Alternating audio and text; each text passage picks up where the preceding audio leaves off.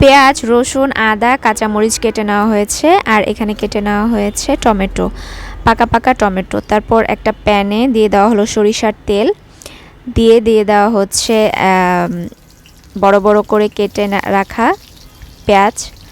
তো পেঁয়াজটাকে প্রথমে তেলের সাথে ভালোভাবে ভেজে একটু নরম করে নিতে হবে। আম্মু এটা একটা রেসিপি বানাচ্ছে, স্পেশাল রেসিপি টমেটো দিয়ে। তো আমিও জানি না আসলে রেসিপিটা শেষ পর্যায়ে কি হবে, তো দেখা যাক কি রেসিপি হয়। পেঁয়াজটা একটু নরম হয়ে যাওয়ার পর দিয়ে দেওয়া হলো টমেটো আর পেঁয়াজটাকে আরও একটু ভালোভাবে ভেজে নিয়ে নেড়ে চেড়ে আরও একটু নরম করে নেওয়া হবে।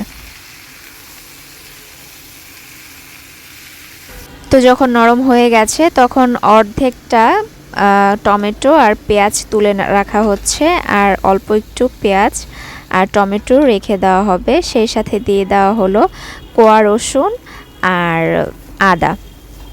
এটাকেও ভালোভাবে একটু নেড়ে চেড়ে নরম করে নেওয়া হচ্ছে। এই জিনিসটাকে পেস্ট করা হবে পুরোটা। সবগুলোকে একটু ভালোভাবে নেড়ে চেড়ে নিয়ে তুলে নিয়ে এটাকে ঠান্ডা করে তারপর এটা ব্লেন্ড করে নেওয়া হলো।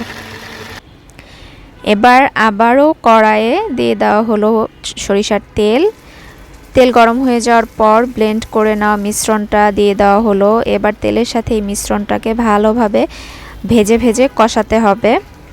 দিয়ে দেওয়া হলো 1 চামচ মরিচ গুঁড়ো, 1 চামচ হলুদ গুঁড়ো,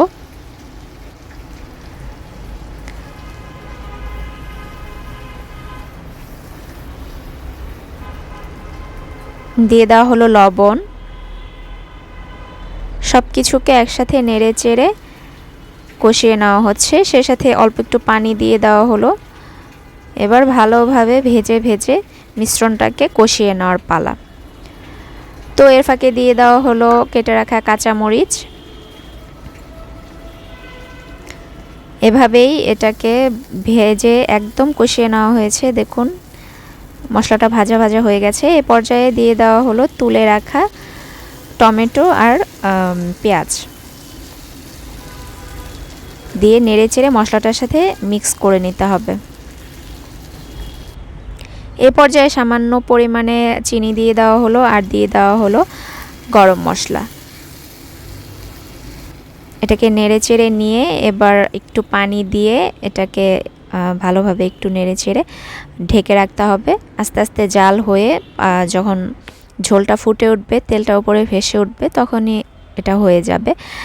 রেসিপিটা কিন্তু খুব সহজেই হয়ে গেল, একটু ভিন্ন টাইপের রেসিপি। তো খেতে কিন্তু ভীষণ মজা হয়েছে। আপনারাও এভাবে ট্রাই করে দেখতে পারেন আম্মুর এই স্পেশাল রেসিপিটা।